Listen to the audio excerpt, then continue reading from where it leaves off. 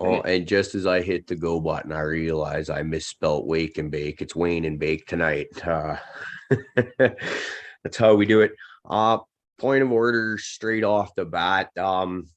Shout out and a dab frog for Prophet and Johnny, two brothers very close to us all that are going through extreme rough patches, you could say. So, Johnny Prophet, we love you boys. This dab frog is for you guys. So let's kick that morning off correctly. So how you guys doing this morning? Oh, I'm doing good. Trying to find a hanger for this last plant so I can come in and talk to y'all. Well, shit, man, you've been busy this for the last half hour, whatever you've been on here. Want to tell us what it is you've been up to? Well, we've just I've come over there real quick. I don't have a hanger for this thing, so I've just been harvesting my 5x5. So lights come on. It's done. Got everything scoped. Trying to harvest on the early morning terps. You know how that is. Yep. So I've been sitting here and just harvesting out the tent. So we've got one of Subcool sweet teas right here. Beauty. The rest are all hanging and shit. But so see if we can get a good bud shot. There we go. Here, give me one sec. I'll put that up on the big screen here. Sorry, folks. I'm not quite as caffeinated as I should be yet. Maybe another joint, and I might be a little more on the ball. That's okay. You gotta be kind of careful so I don't just knock shit all over the fucking off my shelves and stuff, swinging this big bitch around. So I believe this one's shout out to Opie, right? He's the one that got these to you. Yes, sir. Yes, Mr. Opie fucking sent these to me because I was a huge fucking fan of Subcool. He's always been my dude, and I've always wanted to run the sweet tea since I heard him talking about it. And me and Opie were just kind of talking about it, and so he said he had some and sent me away these beans, and man, it's everything I was so far. Obviously we haven't got to smoke it yet because it's right here, but yeah, man, super stoked. So far, it's everything that I've heard it was, by smell, by the way it grew. The nugs are beautiful. Yeah, I can't wait, man. So you go throw this thing up and come sit down so I can chat with you. Sounds good, man. We'll let you finish up and we'll be here. How's Paula doing today? Paula's doing good. Paula's been lazy. We've had the coffee and the bowl, but those all look beautiful this morning, Fluff. So good job. But yeah, I've been lazy. How about you? Well, it's Sunday and it's morning, and we'll go with that for now. Got the coffee going, a little bit of weed. Unfortunately, I'm not allowed to smoke right here with you guys because the girlfriend's still sleeping in the bedroom there. Which is where we typically might be doing our ingesting of the cannabis, but whatever, she's got to work today, I don't, so it's let her sleep. Well, I'll smoke enough for the both of us over here, Caribou. Hey, I appreciate that. That's teamwork right there. What are you smoking on? Cindio, I think is what it is. I don't know. Since 420, I've become quite the weed snob. I don't know. I guess I'm a total sucker for a deal. Look, I have weed. This is awesome. I got another jar. Another jar. Oh, these are the moon rocks. So, yo, if any of you are hurting, fucking stop by Paula. She's got lots and she likes to share. She's right? I love visits. See, she just said so. We might even cook you some breakfast here in a little bit. Oh, goddamn. Don't do that to us, Paula. We can't handle that. Well, speaking of breakfast, it's a little bit early to be talking about tomorrow, but what do you got on the menu for tomorrow morning? Tomorrow I'm gonna make from scratch peanut butter. So we're gonna toast our own peanuts. I got some canola oil. We're gonna use the can of salt, and we're gonna make creamy peanut butter from scratch. Awesome. That's exciting. I can't wait to see how that one turns out. Yeah.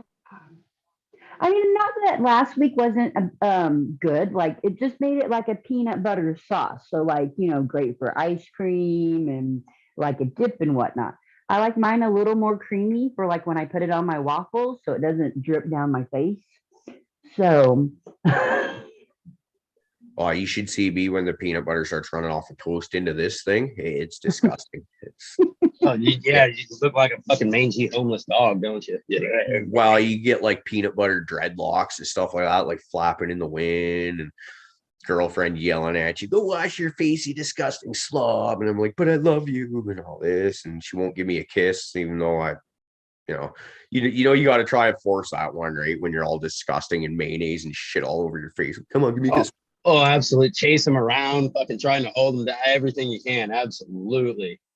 That's the No, y'all see this look of like I am with the girlfriend and the wife over there. Mm-mm. A matter of fact, y'all have mustaches. Y'all seen Mordecai, right? Where the wife, he's like, oh, so proud of his mustache, and every time he goes to the wife to give her a kiss, she's like, ew. That's me. I'm never giving. My husband will never have a mustache. Oh, fuck Mordecai. That is funny. I haven't thought about that in a while. That's really good shit there. Dude, that one's like, that one even went over my head there. Oh, if you haven't, you got to watch that. And that one's great. Yeah, look that one up. Great movie. Okay. I might have to do that. Just might have to do that. Speaking of movies, last night we were continuing on with our Friday 13th marathon. The girlfriend and I are doing. We managed to do Jason Takes Manhattan and then Jason Goes to Hell. Man, it's funny because like as I've said before, Friday 13th franchise, those were my movies as a kid growing up, and I fucking hated Jason Takes Manhattan because it took it out of the bush, right, and into the city, and it was all cheesy and shit like that. But this time around yesterday, it was like I couldn't fully focus on it because I was trying to do a little bit of outdoor gardening and stuff at the same time, right? But you're just like the boxer Julius there, where he's like trying to box with Jason. Jason like punches the guy's head off and stuff like that. Like oh man, great stuff. And just like sends it out into the bay. Like, so that reminds me of probably my favorite scene of a horror movie, right? So, Killer Clowns from Outer Space. Yes. I don't know if you haven't seen I love that. One of my favorite cheesy fucking horror movies of all time. But when the little guy comes in with his bike, his little fucking, and all the bikers are fucking with him, and he just comes down with his gloves and just pops his head right off. Yeah. Yeah, it's good times. I'm gonna have to go watch that movie. That movie's so stupid. I love that shit. What are we looking at, Paula? So these are the clones that High and Tight sent me. So I think the SS is Storm Shadow. So they're bouncing back pretty good, at least. These ones are. This is the other Storm Shadow. I'm trying to put it in front of the box so you can see it better instead of in front of the other plants. We have an Ice Cream Magnolia. And if he's in chat, he's going to have to tell me again what the VGHC. Oh, I want to try and guess this one without him ruining it for us, though. It's early and I got nothing. Like, what would start with B? I got Violator, and that's it. That it is a day neutrals, I believe. Oh. So, maybe Valley Girl. Does that sound? I don't know. But anyways, she has bounced back beautifully. I do have one that is failing to bounce back.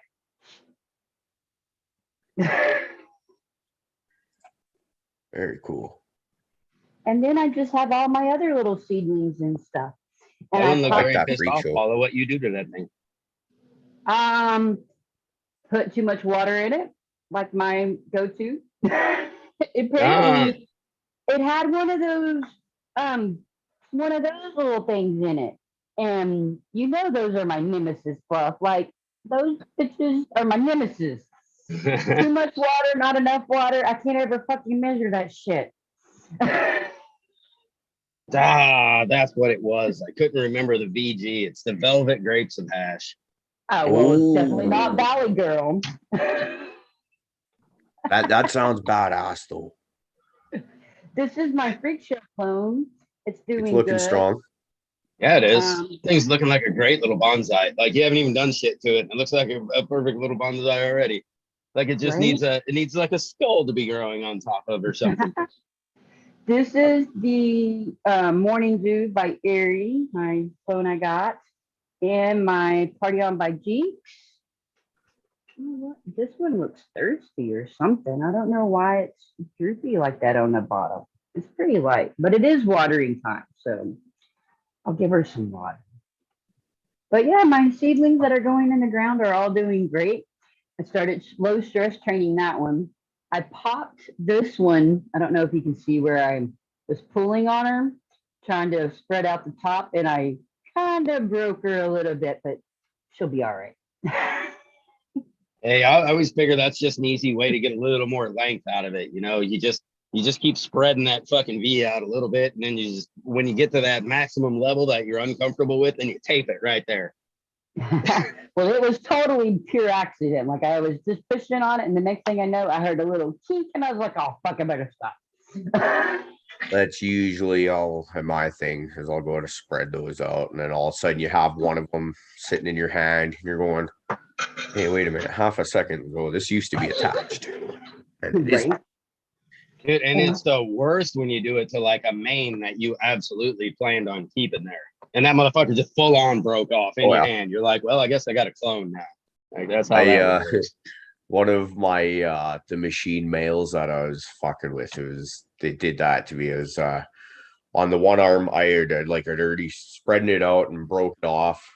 And then the next and then was it a day or two later, it was in a closet and I was moving something from up above and dropped it and then broke the other top arm off. Except for it didn't like it, that was like hanging by like half a thread or so you thought. So I was like, I just left it there waiting for it to wilt and I'd cut it off, and then it just never did. It's still getting nutrients somehow. I'm not sure how, because when you look at it, like there's fuck all there holding it. But all right, let's go back to see what Paul's doing again. Okay.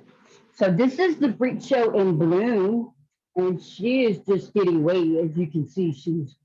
I need to put some type of cage, or I guess what is that, yo-yoing or whatever, where they tie them to the top of the damn tent. Yeah, those yo-yos are great. If you got some extra space up top and you can get those yo-yos down, I like doing that way better than I like staking. I'm Well, always no, worried. Go ahead, Paul.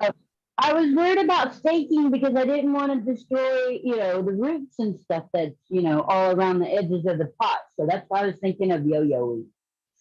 Honestly, my thoughts are more like I'd like going in inadvertently and taking a stake in the eye or something like that is always my thoughts, because it's like you get into a tent and like you're not super packed in that tent. It doesn't look like, but you look in my bloom tent and it's almost pure canopy space in there, and it's just like it's real easy to envision myself going in to reach for one pot and then getting freaking taken, have your eye taken out by a stake from another pot that you just weren't paying attention. So I do stupid shit and I get hurt. So I can foresee that happening in my garden at least.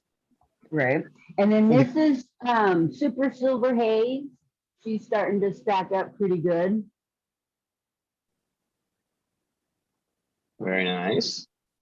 This is the another Erie Genetics Blue Raspberry Truffle.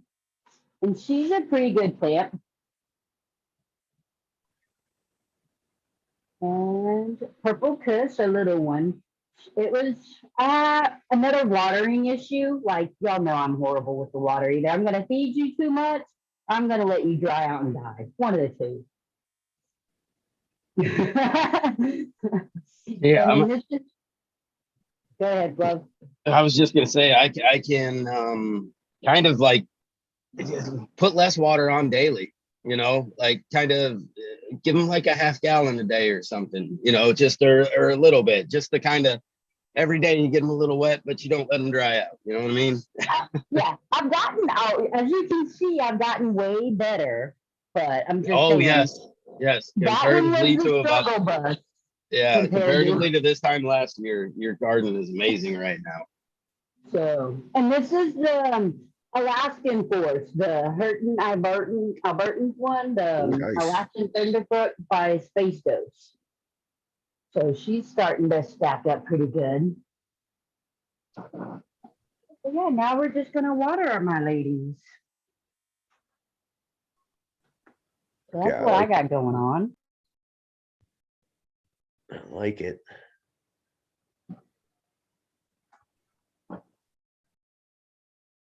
No, that is one thing. I definitely would say, like, a lot of people worry about the stakes and things. I don't think it's something to really be worried about, unless there's plenty of roots in that pot to support that plant. Usually, the couple stakes that you're going to throw through there, you feel bad when you hear that thing just tearing through the roots and you're pushing through them, but you really got to fuck that plant up. Like, just go nuts with them to fuck those roots up like that. So don't ever worry about throwing a few stakes in there if you want to stake it.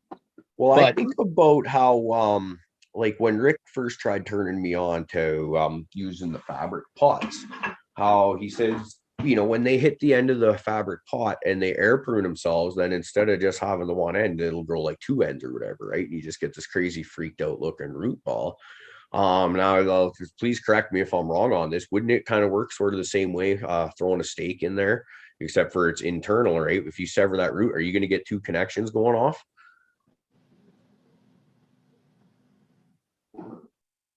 am I unmuted? I think I am. Yeah. Okay. Now you are.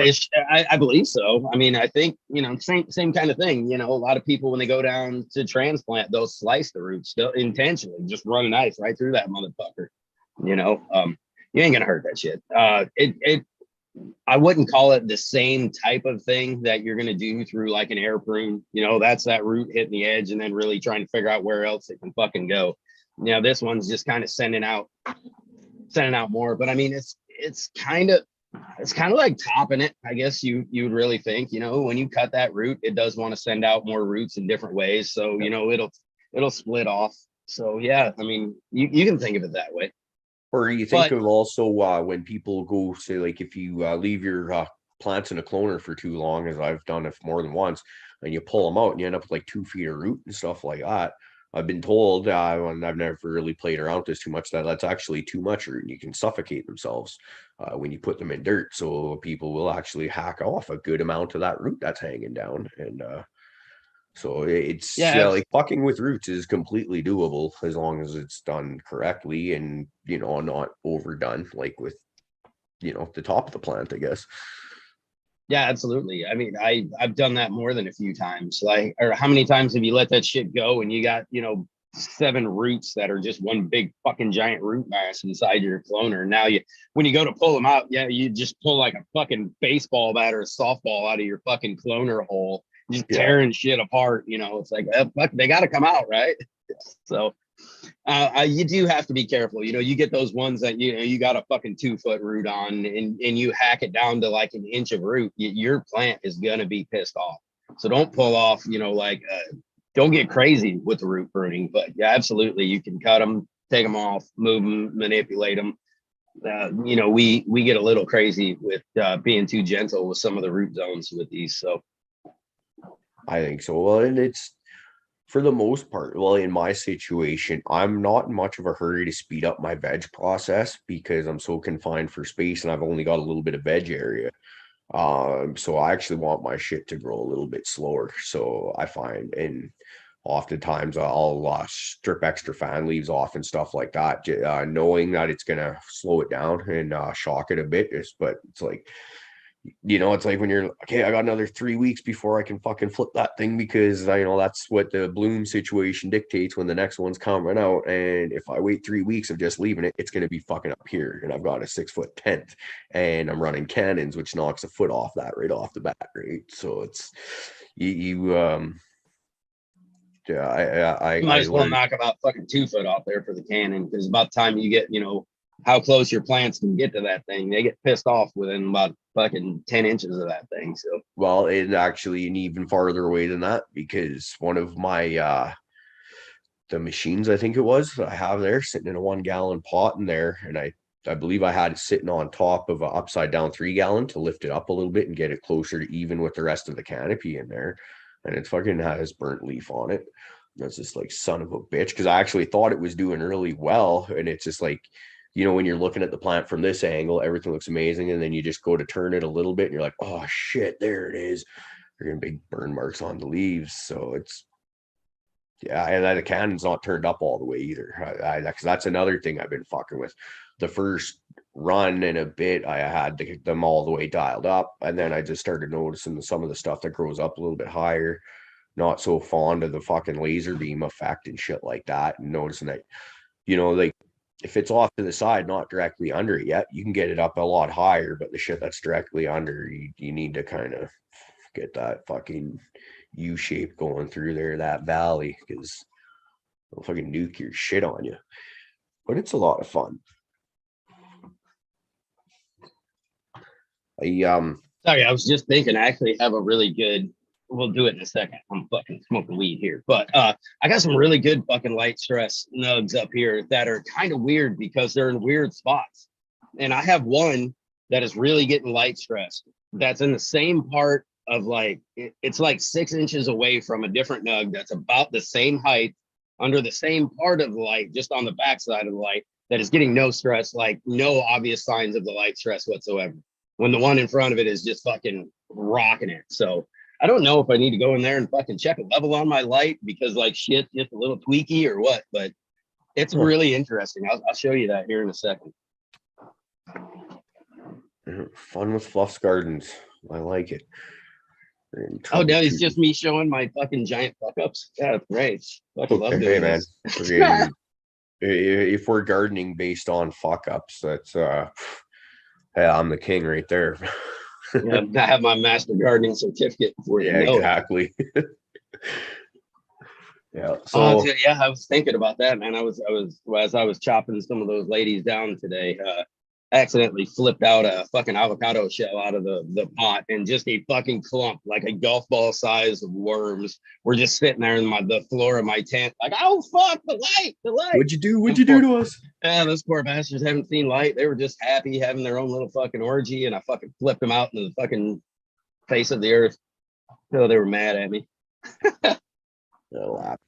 I'm pretty stoked there. So I started fucking around getting some of my outdoor garden stuff ready. It's too cold still to be leaving stuff outside for the year, but you start putting it outdoors to harden it off and everything for during the day, bring it inside at night.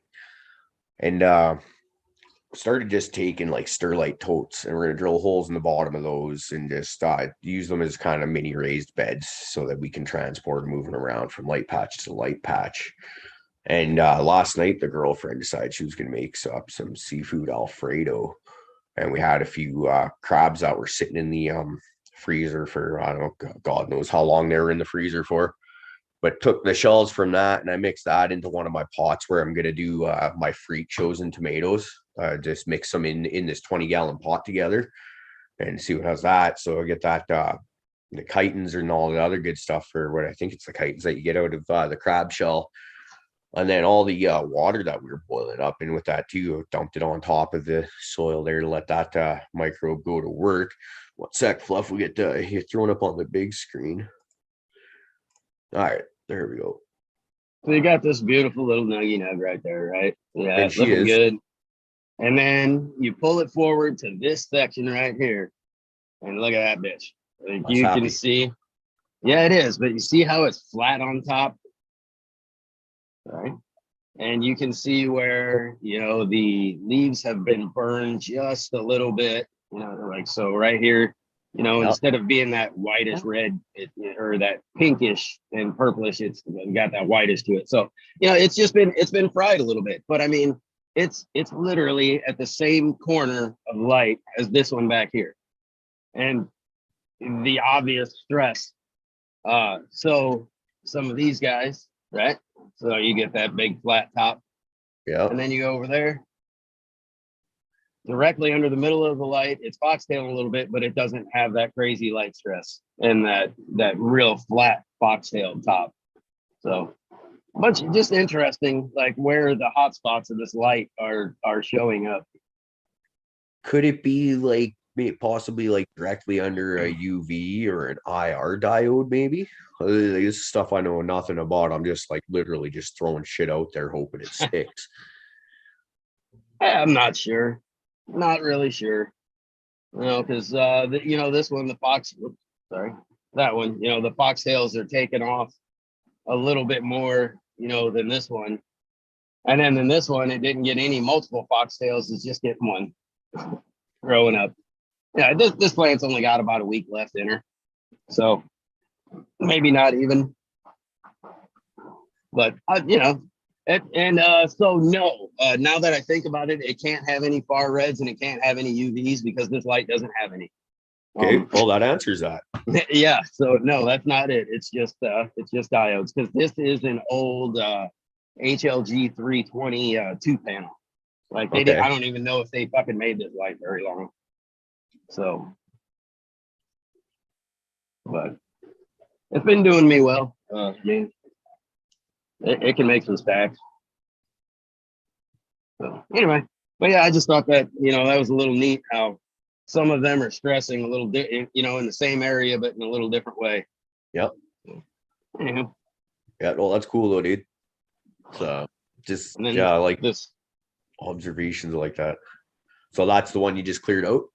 Yep, this is the old fucking 5x5. She's all cleared out now.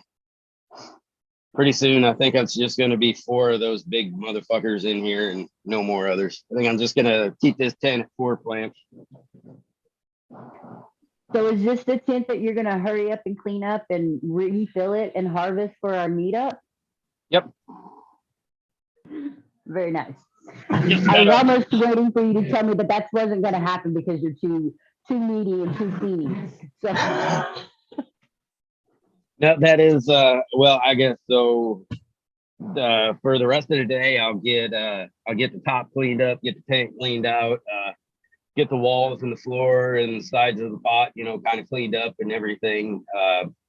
And then I will actually plant new cover crop in there, water it down, let it take and really get good and established in there before I actually fuck with it anymore. And then by that time, I'll probably be able to just pull basically the stump of the root out.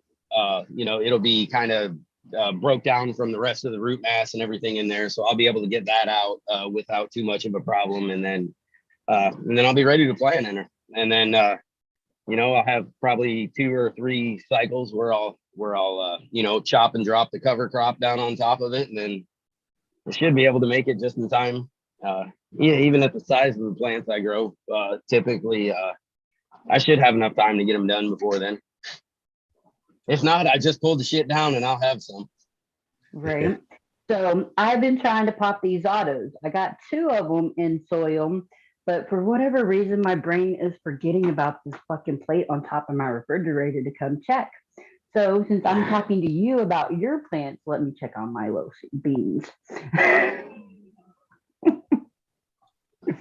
But also, yes, I will actually reamend a little bit inside the top of there too. I will put let's see, for this round, everything looked really, really good at the finish. So I will probably basically just balance everything out. I'll put like a 777 in there with a little bit of extra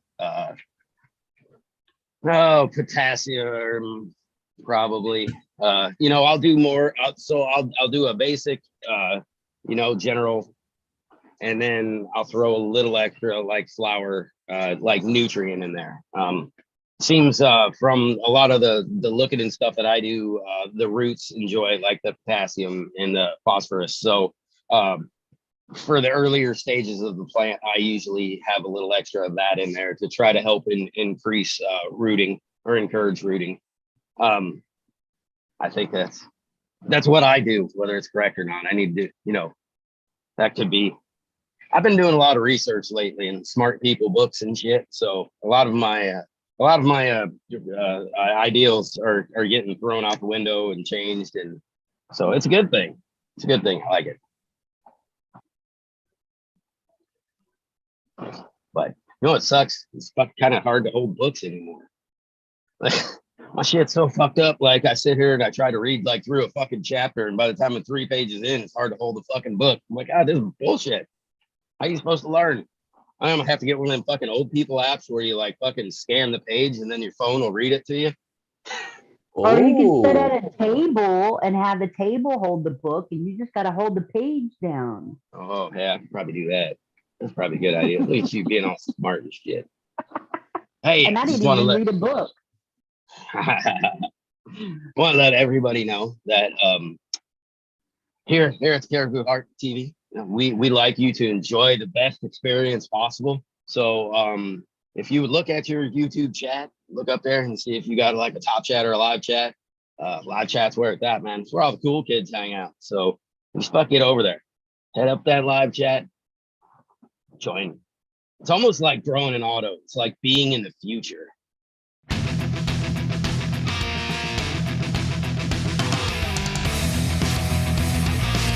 I wasn't ready for that fuck. I know, that's why I was like trying to figure out what the fuck to say to keep it going while I'm looking at the scrambling keyboard.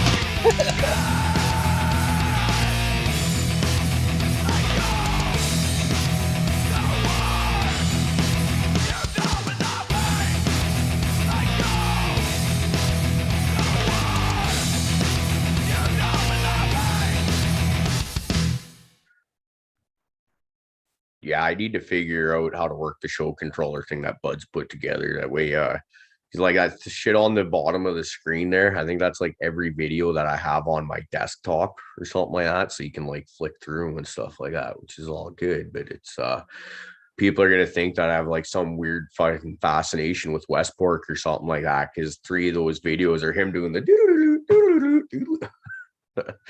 because I was fucking had to download those from an email that he sent me back last summer. I think that was for when we were fucking with the Yuma fucking Haw episode that got booted by the assholes at YouTube. Fuck them. And fuck the MCMA while we're speaking of fucking people. Yeah, fuck them. Yeah. Yeah, I wish like in my state it's so fucked up that like it doesn't even, you just don't even bother fighting with them. You just listen to what they're about to fuck you with. So that's how I roll. I wish I could find a fucking do something. I don't know. That whole thing just pisses me off.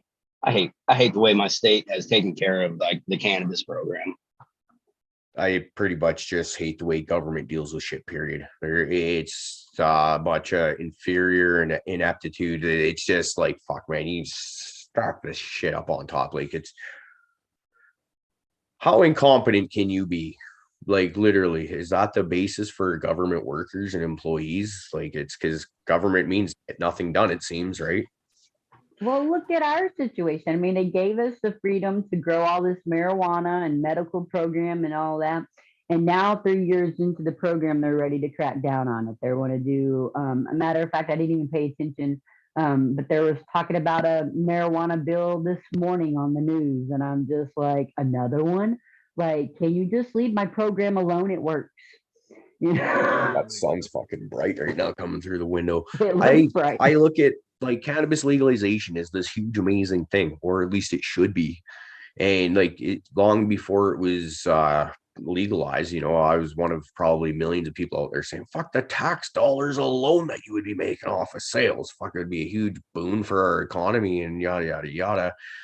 And I look at it as in a lot of ways, legalization has just done nothing but accelerate the black or fucking free market. It's, you know, like I don't know too many people that go to dispensaries, and we've said this again on the show millions of times before. It's just if anything, it just made things cheaper and to get on the free market nowadays. That's I think in Illinois it did the opposite. I think you could like literally get some like, you know, some old, you know, 90s price black market shit until the dispensary started opening up. And then all of a sudden the black market guys were like, fuck you. If you're gonna buy from them, like you'll buy from me at the same price. really, So, eh? you know, yeah, they're selling like shit brickweed at fucking dispo prices. It's kind of Yeah, ridiculous. that's fuck. That actually just disgusts me right there. I think because that's one of the things I like when I started smoking weed again, however many years ago that was. And it was back to like my high school prices, about $200 an ounce. And I was like, holy fuck, this is ridiculous. And then was able to find another guy that sold better weed than most of the stuff I was able to find for like $1.50. And I was like, okay, well, that's a little bit better and stuff like that. And then like then hearing talking to some people where it's like, you know, you guys in some states, you guys are still talking about multiple hundreds for an ounce. And I'm just like, wow, for a plant. Like so this is the whole grow your own argument, right? This is exactly why I got into growing it, because when I started smoking weed again, right off the hop, I was smoking about a half ounce of weed a week. Well, obviously we said weed instead of week, but a half ounce a week, which is not a crazy amount, but right off the hop was, and I'm thinking, okay, if I'm paying a fucking $100 a week for this, for that half ounce, that's it's fucking a lot of money. I'd probably grow that for a fair bit cheaper than that. And as I do with everything, I go all in and end up, now it's closer to fucking 2 ounces a week instead of that half ounce. Now I definitely can't fucking afford that. It surprises me that there aren't more people with a bit more like-mindedness in because most people I know and hang out with, especially in this area, they all smoke weed, or pretty much all of them. But like very few of them actually grow. And most of these guys are smoking about as much as I do. So I'm thinking, okay, if you're smoking a minimum of an ounce a week, probably closer to an ounce and a half, 2 ounces a week, like wouldn't it be cheaper just to have a couple lights in your basement? And but maybe it's just not the interest. Maybe people just don't have any interest in gardening. Some people aren't interested in mechanics. A lot of people aren't interested in the after work it takes to get to your smokable or vapable or whatever product. So a lot of people, they might want the convenience of that fucking vape cart, right? So yeah, like how much does it take to go from plant to vape cart? I mean, there's a fuck ton of work in between that process. Yeah. So I think that's where most of these people, they're going to figure out that, that's where they don't want to grow. They're just fine growing the plant. They're fine chopping it down, hanging it. But when they got to trim that shit, fucking store that shit, I just think it gets to be too much work for people. Personally, me, it's my medicine. It's medicine for me and my family. So I'm like, hey, the work is worth it's worth it. It's worth it flat out. So, but would it be worth it if I was doing this fucking, I don't know, if I didn't use it for as much as I do, I don't know if it would be worth it to me to grow it myself. You know what I mean? Because if I could get a decent price, and I was just a casual weekend user, there's no way I'd fucking grow a plant and do all that work that's involved into getting it done.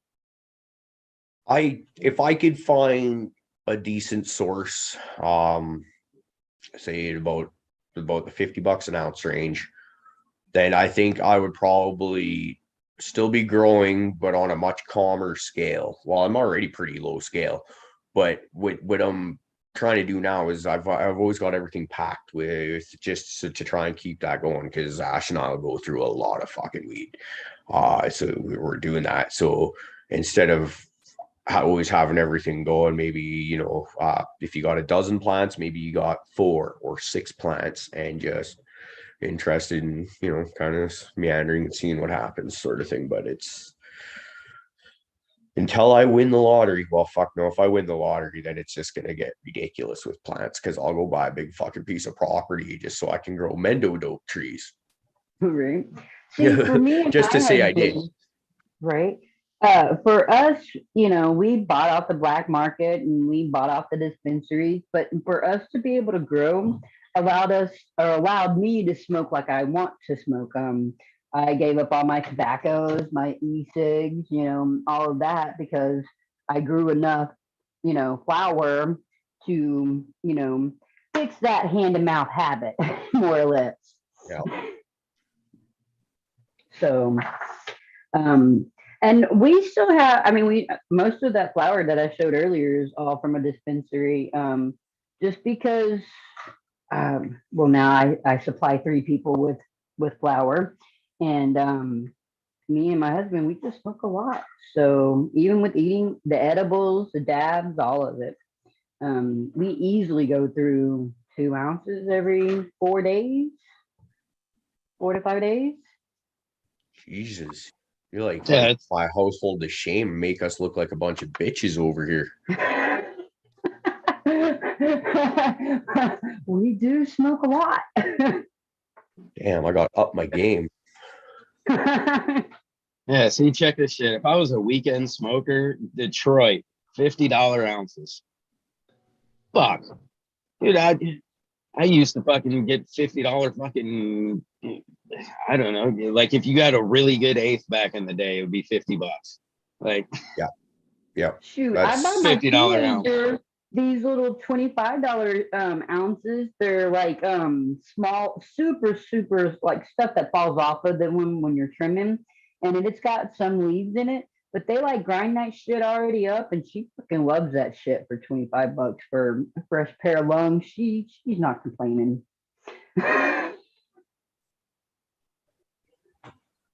Yeah, well, there's last summer, one of the guys I was working with, he got me a pound for I think it was 750. And it was all kind of lower nugs and stuff like that, but all nice and hard looking stuff. 'Cause anytime you hear, oh, it's lower nugs, you get kind of, I want to see it before I give you any money for it because Mhm. I don't want to be sitting on a pound of garbage. And it was actually pretty good stuff. Like I was happy smoking on that for a little while there because this is just, I think Ashley and I had just started growing again, but we hadn't seen any fruits of our labors yet. And I would have actually been happy with smoking on something along that lines of quality. What was that? Is that like $47 an ounce? I think it was. Is that the math on that? Oh fuck! Oh god, it's too early for this shit. But yeah. But anyways, I'm getting back to like affordable, decent smoke. But I remember back when I first started smoking it when I was like 11 years old, back in grade 5. It was like $40 an eighth, and it was like that way through most of high school. I think it dropped down to about $35 an eighth there before I quit smoking a couple of years after high school. That's like yeah, so to be able to find yourself an ounce for just about that, and a good ounce, that's nice. But that's, in my experience, not very typical around here. When people are looking to get rid of those lower buds, it's not very good stuff. Yeah, we Yeah, have the same. Go ahead, Fluff. nope, go ahead. I was gonna say the same dispensary that I bought by the shake ounces for. They have what they call small nugs, and when I say they're small nugs, they're like dime and nickel size. But they've been having a good special. You can get like 3 ounces for like 250.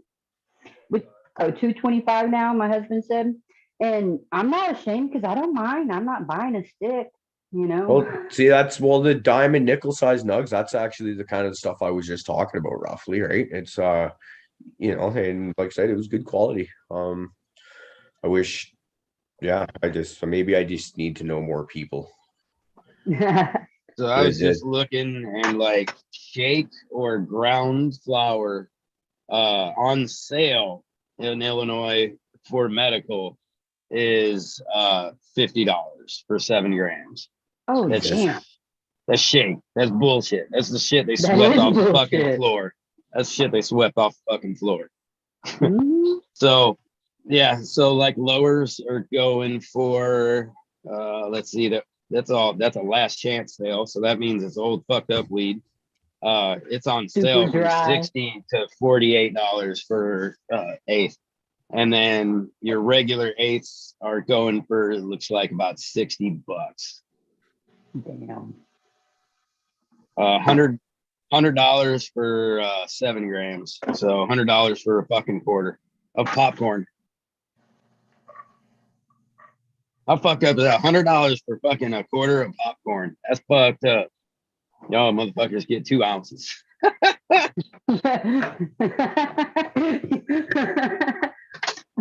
Oh, that's why I grow my shit. Plus, fucking, I grow better than they do. So at least I do in my head. Right?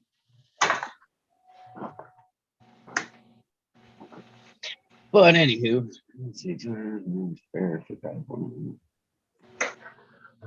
Yeah, yeah. The electrical prices are really starting to cramp on the fucking weed prices. That's for sure. Shoot, our water bill keeps going up here. Well, I mean, so here they're claiming the last tornado we had, the last 2 ice storms is the reason that our electricity and our water needs to be increased by like 10% or some shit like that. And I'm like, y'all are fucking crazy. We pay enough.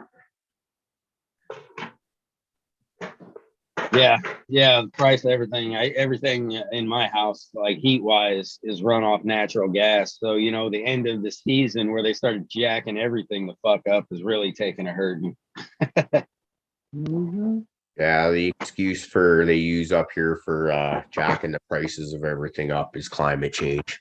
Carbon tax, that's what it is. We're gonna put a carbon tax on everything now to make it so people have to choose between putting gas in their vehicles to go to work or putting food on the table so that they can have the energy to work. Fucked up. I don't get it. Not my place to get it, I suppose. Here's my purple kush, all nice and pollinated with some socket souffle. This is one of those ones where, like I said, it's beautiful plant, like super, super purple, but it's the only thing remarkable about it. Is the looks. It doesn't smell particularly amazing, doesn't look particularly, or no, it doesn't taste particularly amazing, and it isn't super potent. So I'm hoping like hell that through pollinating that with the socket souffle, we can get something purple along the lines of the socket souffle in terms of potency. And then I got one more clone off of that I just flipped last night that I'm going to pollinate with a machine male. And then I'm done with that purple plant because I don't love it enough to keep it around. I need to see the old homies have a fucking purple kush that I just absolutely love. It is amazing. I need to get up there and get that from him soon, because every time you talk about it, I get super fucking stoked. Like purple kush is I love that shit. So I love purple kush. I just need to be clear. I don't believe that to be very kush at all. It doesn't smell like kush, doesn't taste like kush, but it is unmistakably purple. Like that thing is dark, dark, dark. It's just weird. So I'm actually kind of, my buddy that I got that clone off of, I kind of want to send him up some seeds of the crosses that I make with him, let him run through there and just see what he thinks, if I've improved upon it all, because he's been growing that one a lot longer than I have. I think if I was in that situation with that one, because that damn plant is so beautiful, like just the purple that motherfucker throws, I'd really try to use it just for the purple, just try to fuck with everything else. But, you keep it around just to keep trying to throw that fucking purple that it's got at everything. Because, goddamn, that thing's beautiful. Well, I feel like if I go pheno hunting through, probably the machine ones are likely for me to go through first, although there'll be a lot more of the socket souffle cross in this one. I feel like find something purple that has a little bit more of a funk to it, a little bit more of a kick. That might be the one, because I'd be surprised if I don't find something that's dark like that. But another one that I've been kind of interested in going through is from the same guy that I got the freak show seeds from that started off that project, was another one that I think he was calling Grimace, where it was a black Mexican sativa crossed with Granddaddy Purple. And he showed pictures of both of those, and I've got them, and I've even posted those pictures up before. And those are two dark plants that they could be a lot of fun to play with, and see what comes out of that as well.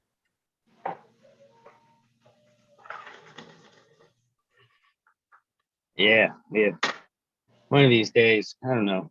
Well, I need to start thinking about some more fucking breeding and playing around. But right now, I'm just having too much fun growing everybody else's stuff. I hear that. I actually, next time I send some beans down your way, I've got some of your jungleberry bunnies crossed with socket souffle as well. I didn't get a lot of out of those. I think those and the was it Adam's grapple fritter that I pollinated with that. I didn't get much of off either of those. I think I got like 28 beans off of the grapple fritter. And I haven't even cleaned up all of that jungleberry bunch yet, but it's probably in like the 30 bean mark kind of thing. Did you get a male or female with that jungle bunny? Was that Females. that was female? So the smoke you got out of it, was it any good? It wasn't bad. I didn't flush them. To be honest, I just kind of was like, hey, these have been sitting here long enough, and I need the space, so just did that. But it was a bit of a like bit of a fuely, rubbery, eggy, like hard boiled eggy. A bit of a weirdness in there. It's a very weird one. So I was right. Mine come out smelling exactly like very peppery macaroni and cheese. And I thought maybe I was crazy. When Bees was here, I cracked that shit open and I gave it to him. He was like, "Holy fuck, that smells like fucking black pepper and macaroni." I was like, "Right? Like, what the fuck is wrong with this thing?" So I gave him some to fucking head on down the road with. But right, that's what mine ended up smelling. I was like, "That is just. I'm gonna have to keep that around just for that reason."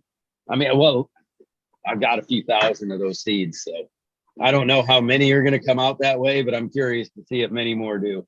I would be willing to bet, man. It's just a matter of playing the numbers game. How many do you want to pop? And go looking for that Beano again. That sounds interesting as hell. It reminds me of we were doing the girlfriend and I were doing the Gorilla Glue 4. We had a Beano off Canuck seeds, and it smelled like pretty fruity. I don't know what kind of fruit, but just a very sweet, fruity smell to it.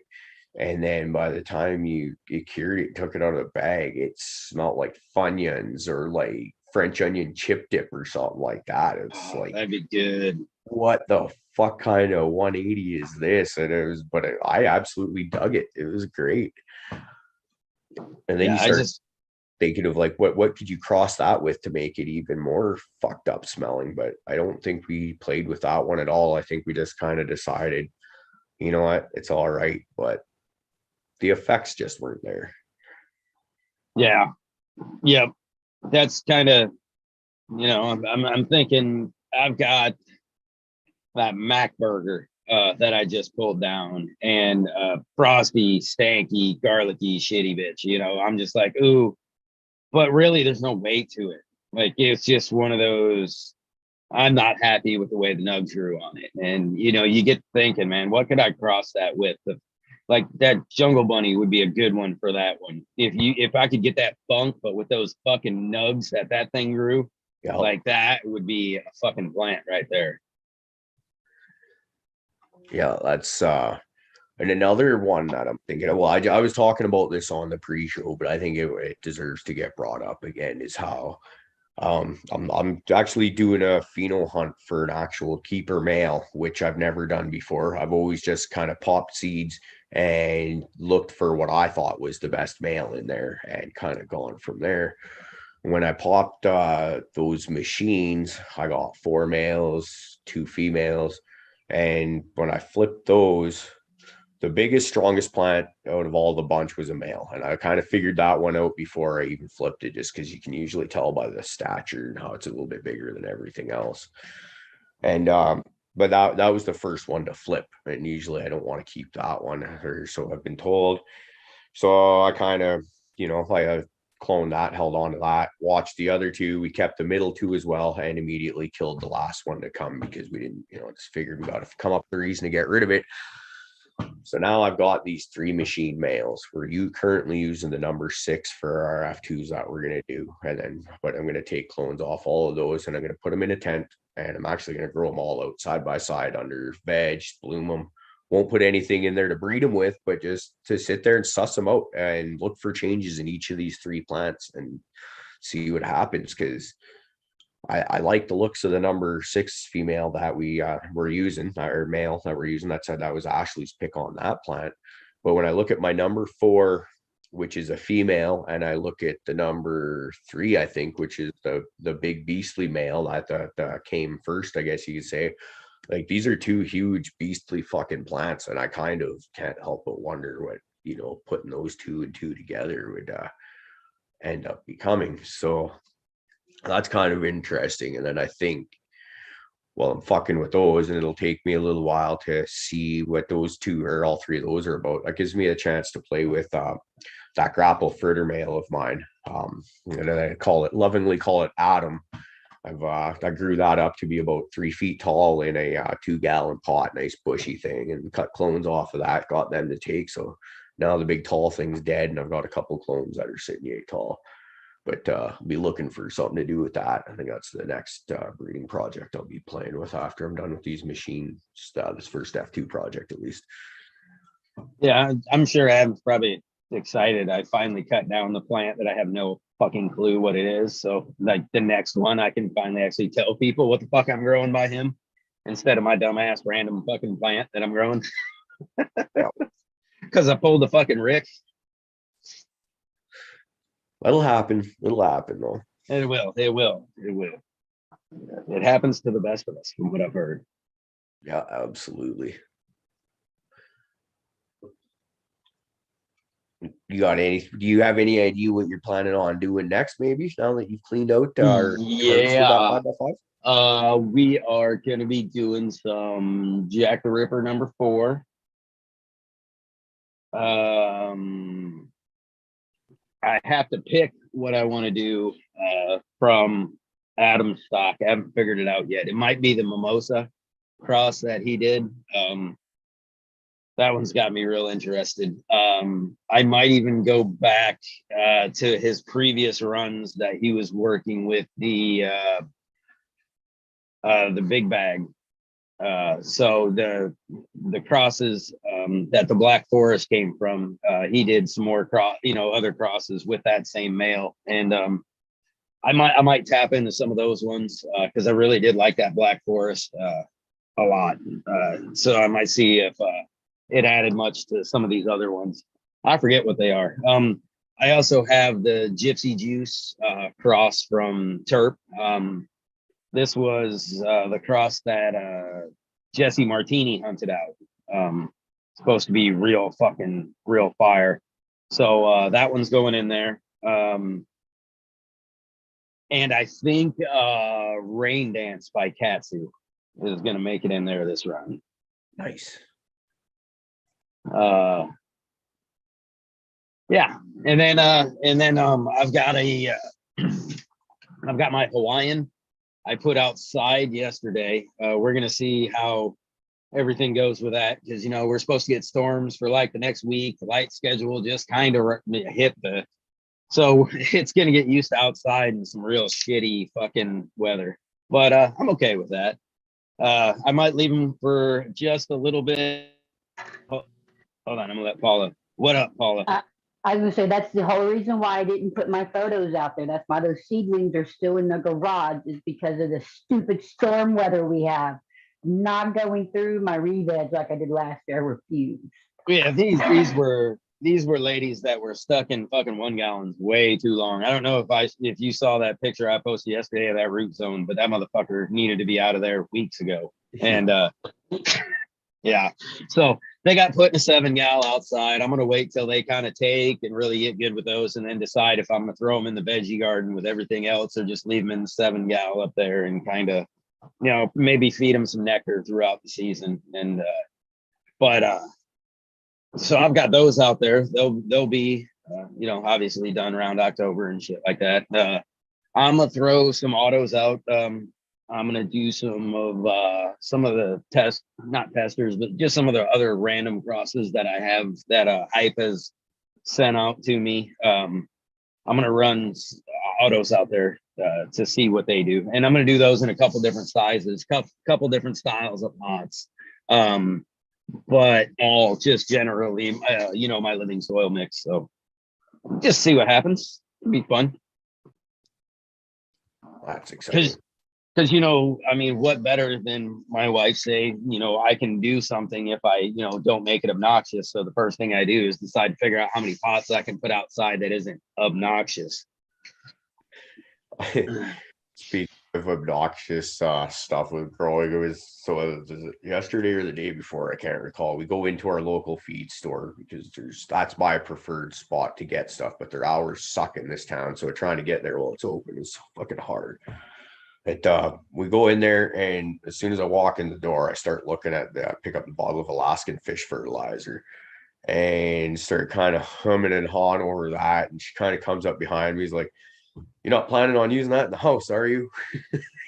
Yeah, that's the haze fluff. That's exactly the stuff. I've been looking at that stuff for years and have never used it. But kind of always been curious. And then but yeah, then she dropped you're not using that in the house, are you? And I was like, yeah, fuck, you're right. That might actually stink. But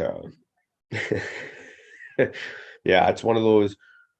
I keep saying that I want to get back to the organics and garden with the organics, but I gotta kind of walk that line of if I do garden in my bedroom, I gotta make the house stink because I am the only guy in this house, and I've got a 33, 13, and an 8-year-old girl living here that they kind of rule the roost more than I do, I guess you'd say. I'll just be honest. Yeah, you know what though? I mean, that stinks like the second you open it up. But I mix it just real lightly in water. I don't use it often. It's kind of I kind of use it almost like a microbe. Just a little dash of it. There's a lot of wild shit in there. So I'll throw like maybe a teaspoon or two of that in there when I give like my EM1 or I give my photosynthesis plus. I just add a little bit of that to it. I mean, I'm already adding that stinky shit, and I don't ever notice a smell after I've watered in with it, unless I really go to like their like dilution rate. If I go their dilution rate, the whole fucking house will smell like that shit. But when I've had a lot of success using it very lightly with the microbes, so that's the way I do it. I still might be a little bit risky for me. I remember why, like, started off the show talking about using like the boiled seafood water from when the old lady made for fettuccine last night, and I used some of that in one of my sips that I was I think it's the one that the Reaper peppers are in, but poured that down the spout, and there was like instant, like, well, not instant, but like within a day or so, you could see, okay, shit's getting a little bit perkier, a little bit more funkier in here. But apparently, this was when the sip was right kind of beside my knee when I had my computer station upstairs there and talk about my plants all the time. And apparently, it could be smelled from the joint rolling position at the desk. And I was, I was oblivious to this. So this is one of those things where even small amounts and stuff like that might get me in trouble. Yeah, photosynthesis plus. Almost every time I open it up, somebody in my house goes, "What the fuck is that smell?" And I open that down here where I have, like all my air going into my tents, getting filtered and going back. Somehow that smell fucking permeates. Like, I don't know if you've never used photosynthesis plus, shit fucking stinks. It's like rotten fucking eggs. Not allowed to bring that in the house. I can tell you that already. Right. But that's one that you wouldn't think about it unless somebody fucking tells you, because you're buying like a micro product. So you don't really ever think about it. Man, you pop that bitch open and you're just like, whoa, what the fuck is that? On the bright side, though, is I have now twice been given the go-ahead to fire up a worm bin on the condition that I keep it outside for summer months and stuff like that. And then I was thinking, when things cool off in fall, spring, well, hopefully we won't be living here anymore. But we got this front storage room that doesn't get used. It's heated, right? Basically, is what I'm getting at. So you can put a fucking Sterlite toad with a bunch of worms in it in there for a few months in the winter to keep them happy. So we're pretty excited about that. Things are looking up in the world. I'd also another one. I started a DWC bucket. Because I keep you guys hearing me. This is where the bipolar really kicks in with me in my gardening. Is I want to go organics. I like the organics, but at the same time, I like doing the chemist and playing with the bottles and shit like that. But the organics is what makes me truly happy. I'm a terrible organic gardener. I got a lot of learning. But to keep a DWC bucket or two around would be pretty easy, and it doesn't take up a lot of space. So when I was flipping through the clones that I've got coming ahead here, I had 2 grape diamonds, and I thought, well, that's actually a really good one because that's the one that I've ran through the most times by now. And to do a comparison wise, I've got one that's in a sip container that's doing not bad right now. Got another one that'll get transplanted into its usual 3-gallon cocoa mix and then do this other in the DWC and just kind of see what happens. Should be fun. Should be interesting. Oh yeah. Yeah, like I said, I keep wanting to try like the cracky method, you know what I mean? Just and go with that.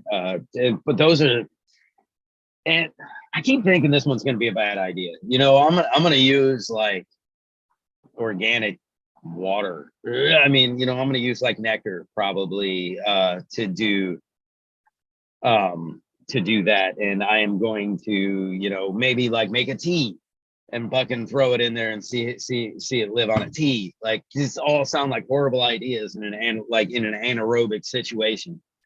So I might have to try this outside a few times and see if I fuck it up or if it gets real stinky and weird.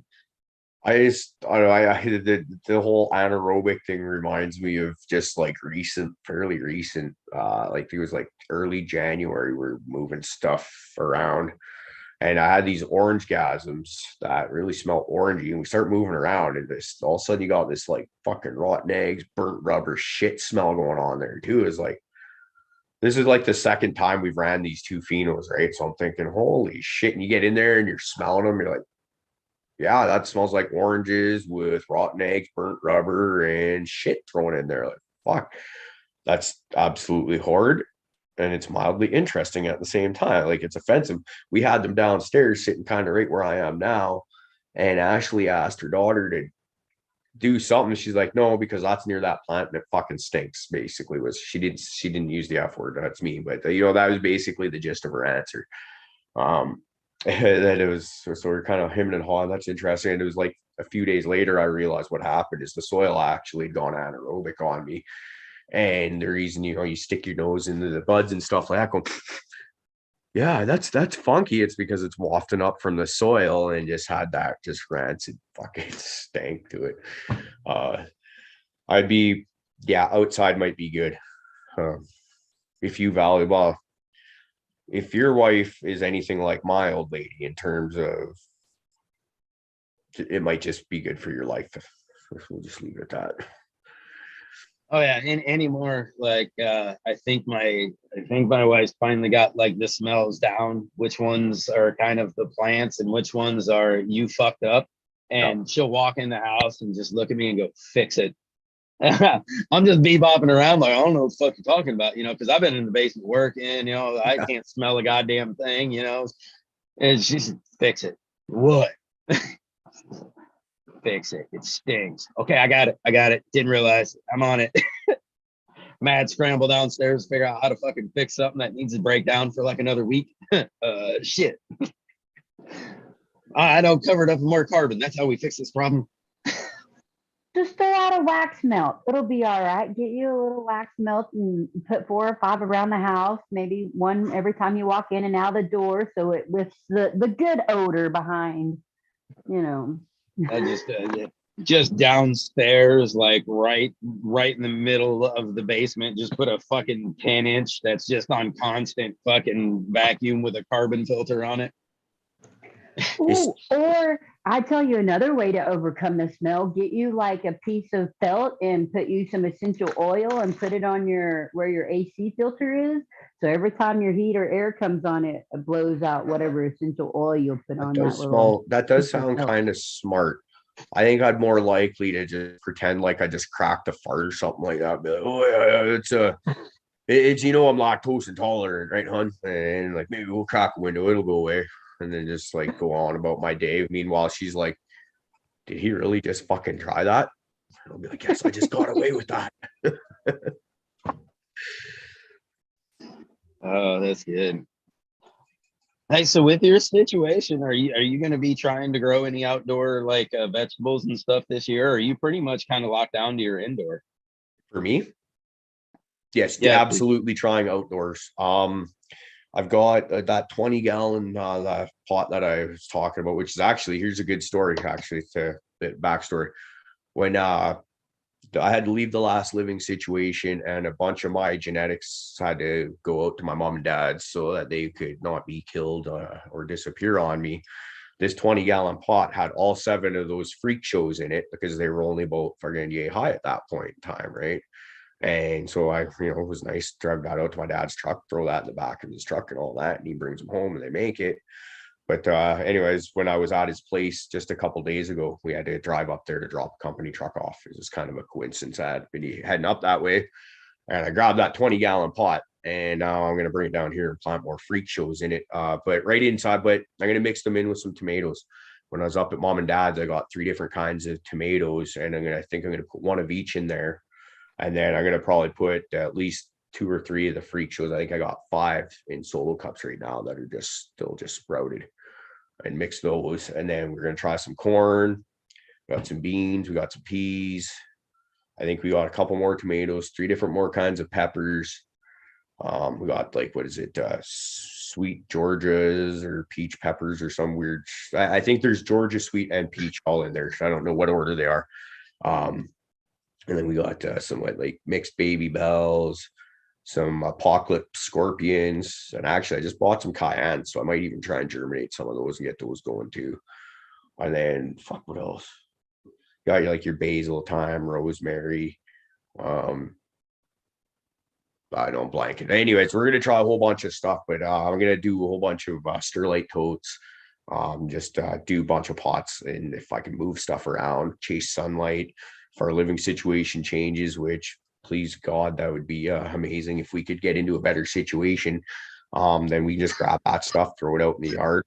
Hopefully we don't move to a fucking apartment. I know I can't see that happening, but you know what I mean? Like, you just, make it happen, because that was kind of a big thing last year. That was hard on me with the initial breakup, divorce, and all that shit starting to happen. And we moved here, and it's like you sit outside, you got this tiny little backyard, not much garden space. It's okay, well, let's bring the garden to the backyard, I guess, and just plant everything above ground in pots, see what happens.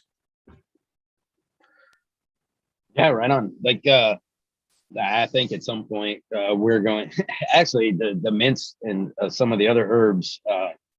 We had a kiddie pool that we were we kind of like painted. We were going to make a little fountain thing out of it. The whole thing just kind of didn't work. So now I got this kiddie pool sitting around. So I kind of just dumped some of my old pots in there after they were done, some old 1 gallons that I ran some testers, shit like that. Yep.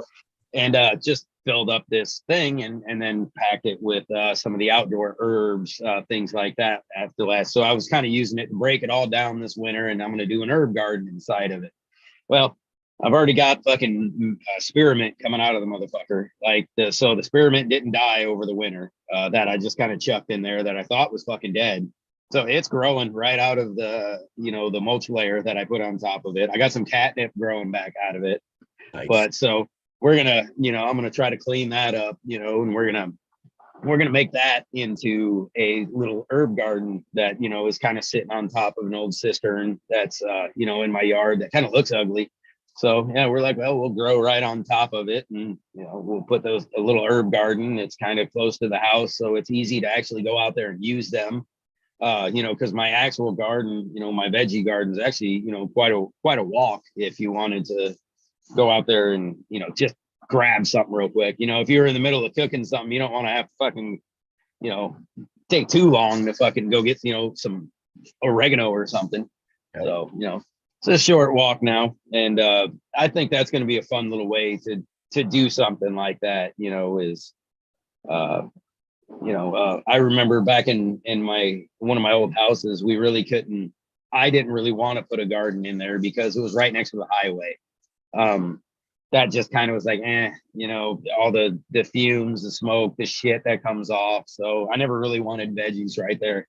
But on our porch, we used to grow like the collard greens, and we used to grow a bunch of greens and stuff, and just little, square things that hung off our porch rails, just to be able to grow something. We fed our lizard that way at the time. So I like it. Actually, speaking of lizard, here's one that Ashley and I have passed around this idea, and I know it won't happen anytime soon, but we've talked about maybe, because we're tent growers, about getting maybe a chameleon and just fucking letting it live in the tent or something like that. See how that works.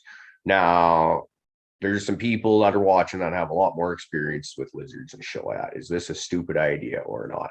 Because immediately Yeah. off the top of my head, I think of that you're going to be pulling lizard shit off of buds. Is an instant fucking gross no. Chameleons, first of all, their poop usually drops to the bottom of the surface. I've had two chameleons. However, they like a usually higher humidity, they like to be misted a lot.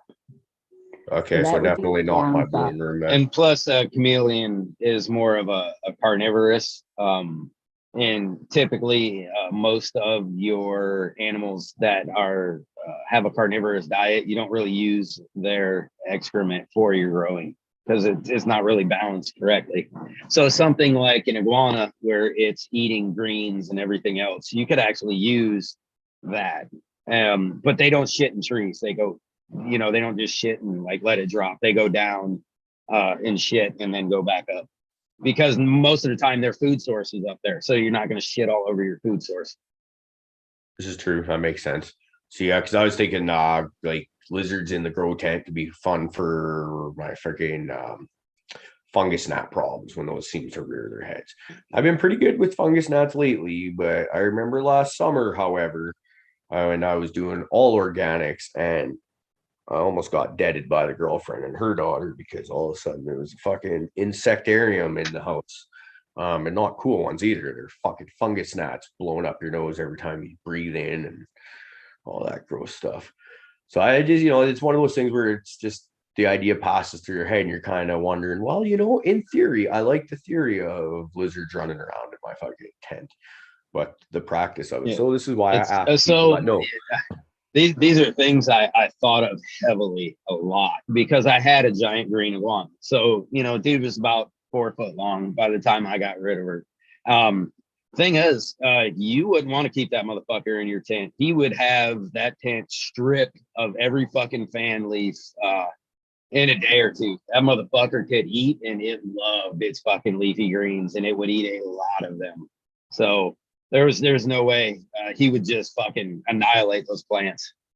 But I was looking at something that's actually kind of funny that Thunder Dan said it in chat. He said, teach it to use a litter box, and they're absolutely smart enough to be taught to fucking use a litter box. I did do that with him. He ran free in my basement, and he was potty trained. I had a walk-in shower, so when he would use the litter box, it would be annoying because like he'd fucking go eat the cat shit and everything. So we had to keep him out of the litter box. So I taught him to just kind of shit in the shower. So it was super easy to fucking clean it up, fucking boom, throw it out, fucking run the water, bleach it down, fucking done. But yeah, he never shat on the carpet or on the floor once. Perfectly potty trained. It was awesome, dude. I had mine for a couple of years before he disappeared.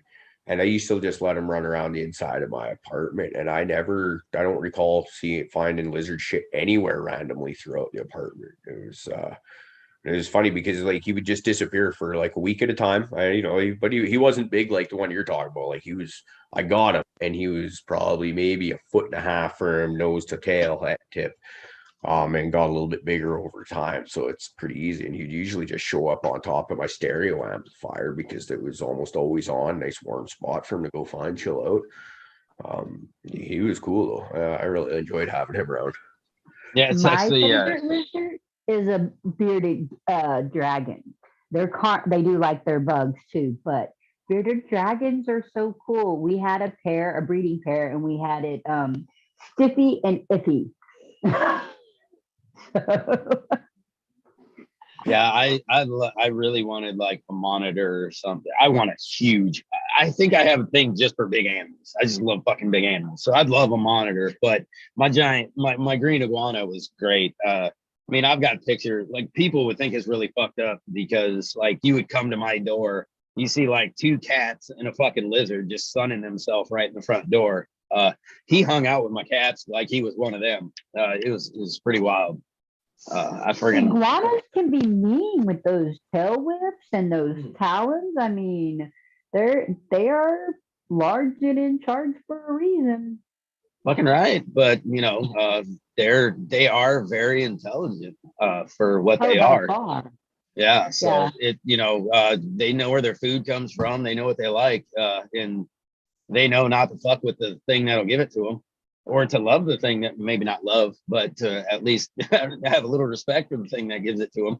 Right. Respect is probably the word. Yeah, probably that. Probably not love. That motherfucker probably would have fucking taken me out if he could figured out how I would give him all the bananas. But I want to fucking love bananas. It was crazy, dude. You just walk by with something yellow, that motherfucker, he'd follow you like a little puppy, and he'd be all fucking dancing and shit. His head would be bobbing, and fucking that motherfucker loves him some banana. That's awesome. Mine loved mangoes. You know, Oh yeah, he loved mangoes too. Those were just really hard to like prep and juicy, and he'd get fucking mango all over, and you'd have to clean up really good so you didn't get ants. So banana was just much easier. So Stiffy, my little bearded dragon, would like lay on its log and do like the surfer paddle when you walked up with spring mix because he loved his leafy lettuce too. Um, and then he also would wave at you. You could play with him, like you could bring a toy or put your finger up to the window, and he would track it and wave at you. And he was quite a fun little bearded dragon. Iffy, not so much. She kind of looked at you like you were stupid and didn't want nothing to do with anybody. Hey, I have to address this one here with Thunder Dan. You're talking about smart enough to use the litter box and dumb enough to eat. Dogs do it all the time. You love your dog, don't you? So hey, don't get too fucking judgy on that lizard, buddy.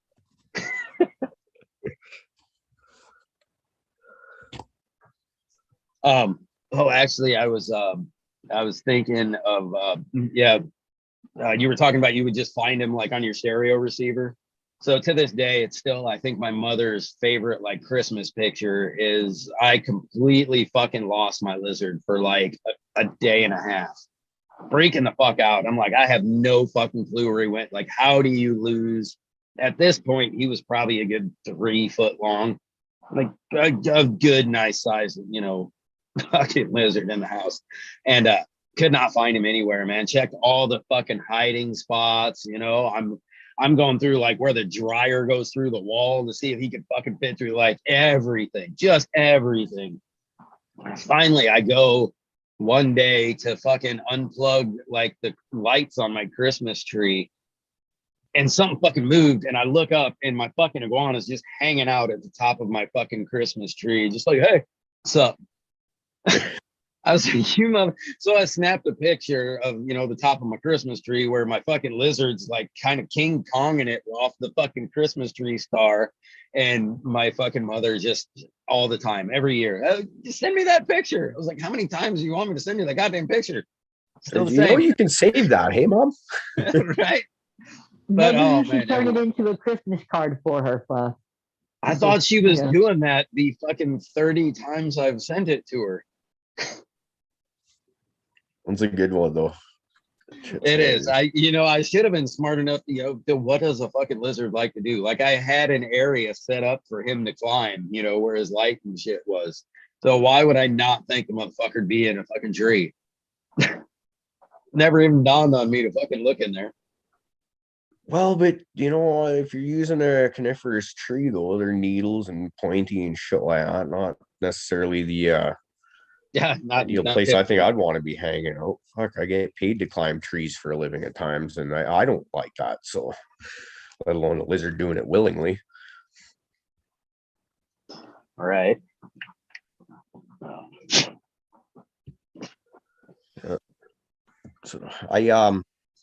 So today I'm gonna do some transplant and some like solo cups into 3 gallons, and I got my very first ever caribou cookies pheno that was growing out. And I pulled that kind of, when you're looking in your tray of solo cup plants to see, and you kind of forget what's in there, and going through, it's like, oh yeah, I had that one. And I stem rubbed it, and this thing's only not even quite a foot tall, probably 8 to 10 inches tall in a solo cup, and it smelt an awful lot like the grape diamonds in bloom when this thing's like a few weeks into the veg already. I was like, that's interesting as all hell. And then I kind of started going back and forth between the socket souffle female and the grape diamonds that was actually pollinated, and seeing how they both kind of have kind of not real close, but vaguely similar smells, with the saka souffle being a little bit lighter on the sweet, I think. And I was kind of, I wonder if that's what it is too extremely, and also this is a saka souffle male, right? And I was just talking about whiffing on a female, but I wonder if it's just two extremely sweet strains and allows that sweetness to come through so early in the veg. Because I'm one of those people, I don't usually necessarily get a lot from stem rubs. They usually smell pretty the same to me, with some of them will just be a little bit more stronger, weaker. But this one just, it smelled like a plant in bloom. I was like, that is fucking interesting. I don't think I've ever witnessed that before. Yeah, I've always been kind of a little on the stem rub. Like I don't get a good representation of a plant, what it's gonna be, not anything. There are the few, when that plant grows up, like as it's vegging, and you're like, holy shit, that's like a stinky vegger. Like I've definitely come across a few of those, but yeah, like the stem rub, I don't ever get that, like, and when people ask, I think there's like two variations. You got like the live plant-ish smell, like that vegging plant-ish smell, and then you've got like the puke smell that comes off of one, and then kind of a piney. So those are like the three different, and usually I don't see them translate in any way to the flower on those things. I've definitely had like a piney fucking smell off a stem rub that did not have at all a piney taste in the cannabis. So yeah, I could agree with that. But here's also another kind of weird one to me though, is like I've had people walk up to a stem rub in front of me and tell me what that pheno is going to be like, and be pretty fucking close. We're talking about, once again, in veg, and but. And this is people are thinking, well, they've grown that clone before, so they already know, right? It's I figured I already got the answer before I talk about the question kind of thing. But no, this is talking about straight from seed stuff where it's never been grown and nobody knows type stuff. It's just a case of some people have the more sensitive palate than others, because I'm kind of with you, Fluff. I just got like, but there might be more than three variations in my mind, but I'm not willing to even try and put a number to it, because there isn't many. There's just a basic handful of fucking smells that you get, and with no real definition. But when you got people like fucking probably Indica B's ball sack stem rub that he was talking about fucking over a year ago at this point, right? And that's just from a stem rub. You're just like, God damn. yeah, How- I definitely wonder sometimes if maybe my palate just sucks. To be real honest, because right, I always said I'm kind of on a hunt for like a cherry. In my mind, like I think I'm going for like a fresh Bing cherry, or like a fake candy cherry. Never have I found anything that even comes close to a cherry. Even people that say it's a cherry, like, no, I don't get that. Adam sent me like that Black Forest because he really thought like we were gonna hit that cherry mark, and I tell him, I smell fucking lemon and fuel, and that's about it. And I was like, it's really goddamn good weed. Like, I love the way that lemon fuel works, and he's like, he allegedly gets a sample. And he's like, oh man, I've got that cherry. I've got, and I'm like, maybe my shit's broke. Like, I just maybe I just don't fucking got it. I've had the same thought. I was gonna say, for me, like cherry tastes like cough syrup. Like cherry pie, like the joints and the pre-rolls and the flour. I always get like that little bit of cough syrup taste off of it, not necessarily a cherry. So to me, that's just an odd thing that I get with a different type of palette of name.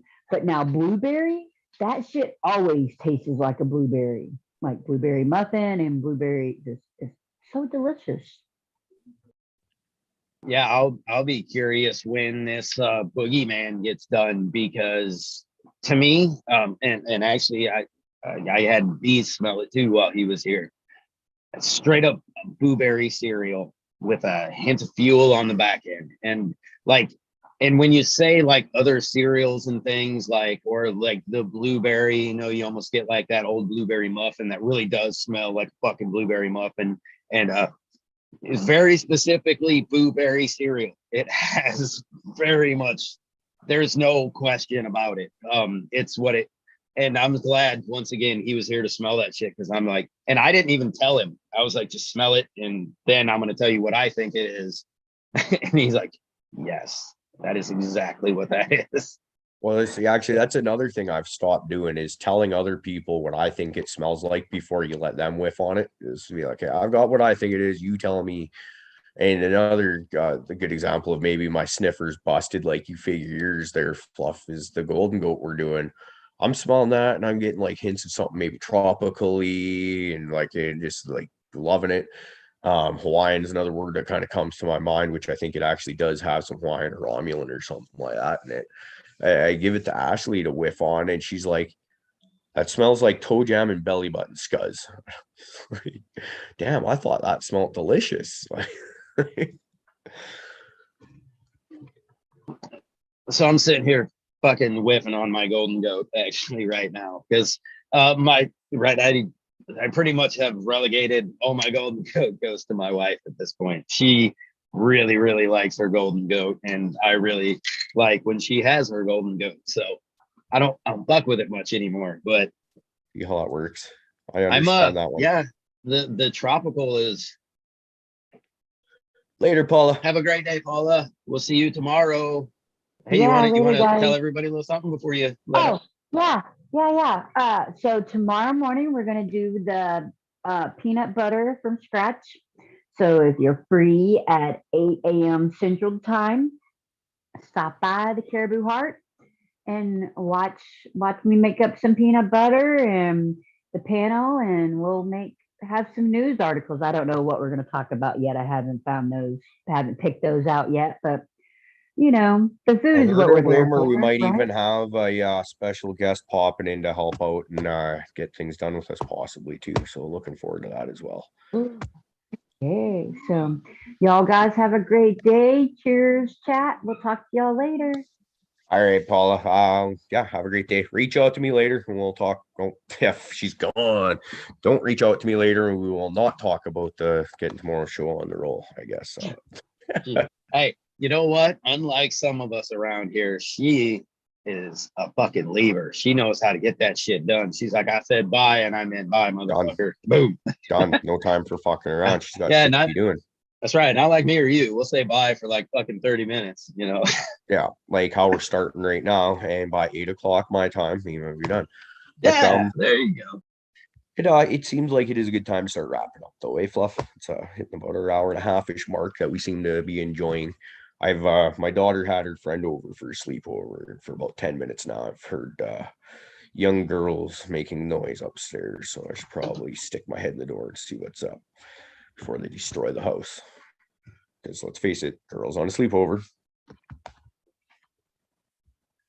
Hell yeah, dude. Oh no, it's right. I got garden work to do. Like it's this is one of those like stressful couple of weeks right now, because it's about optimum time to set up for outdoor where I'm at for my veggies and everything. All your early stuff should have already been out. So but for the rest of it, I've got to get my tilling done.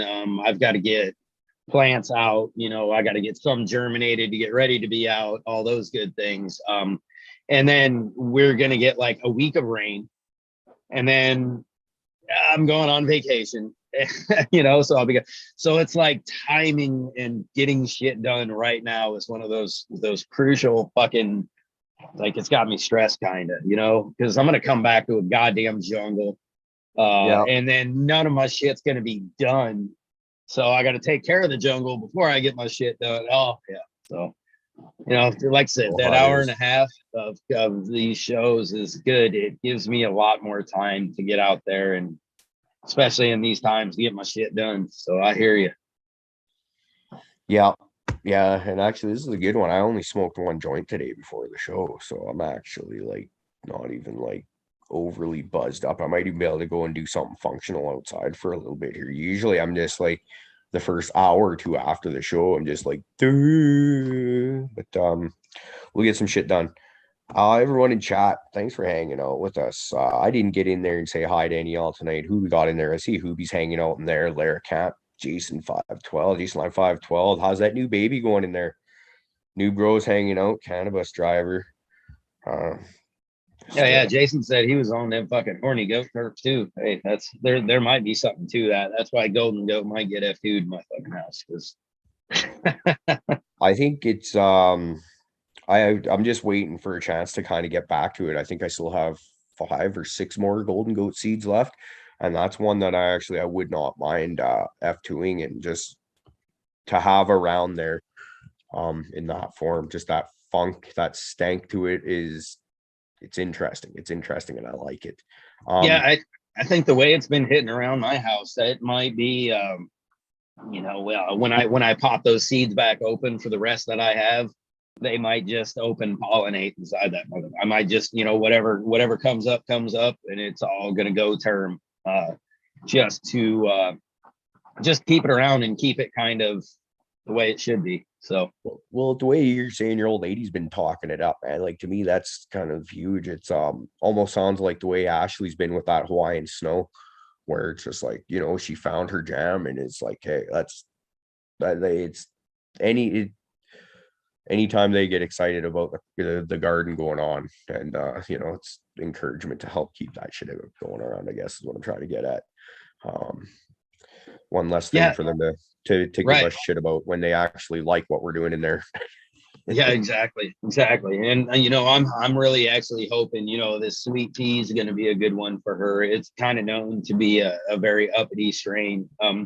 She definitely enjoyed the smell on it, so it'll be good to find those options, or at least the things that are really working well for her, as for whatever she's, at the time, a lot of it with her is stress and just being able to tone it the fuck down. You know what I mean? Yep. And, but she likes to be able to do that while not being fucking locked on the couch and, feeling like a slug. So some of these, like I said, that golden goat, it'll get you up and going. It's, real nice. It takes, drops that edge off big time. So, yeah. Yeah, I like that. I'm really starting to find an appreciation for the more uppity terp profiles in the morning. It's like how it is, Fluff. You go to work, you work hard all week and stuff like that, and it's oftentimes you don't need any excuses to sit down and be lazier than you already are on, like I say, a Saturday or a Sunday morning. So when you smoke something, it gives you that little bit of a fucking pep in your step. You're just like, you know what? God damn, this feels good. I love it. With that, we're about 15 minutes into our goodbye. Let's get out of here.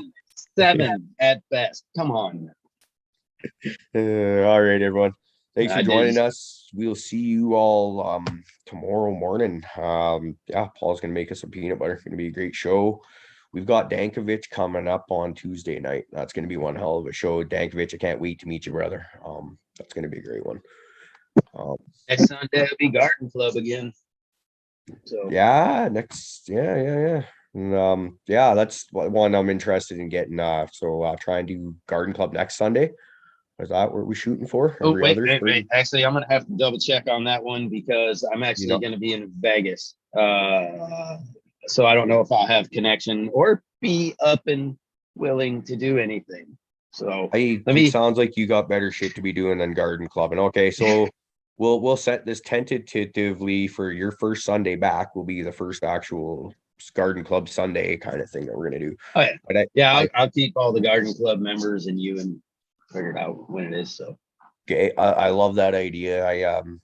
I think the whole idea of just scooping a Sunday morning show once or twice a month and just running with it that way is because when we first brought up the idea of let's maybe do this Garden Club and we see in chat that people are loving it, it's like, okay, but where do we add another show to where people actually have free time to be able to do that? That's the thing, is coming up with the free time. Sundays are usually pretty mellow show. And like I said, I'm gonna go play in the garden here within the hour, kind of thing. Get my shit done. So it just seems like a great way to do Sundays. With that, 8 minutes into the goodbye.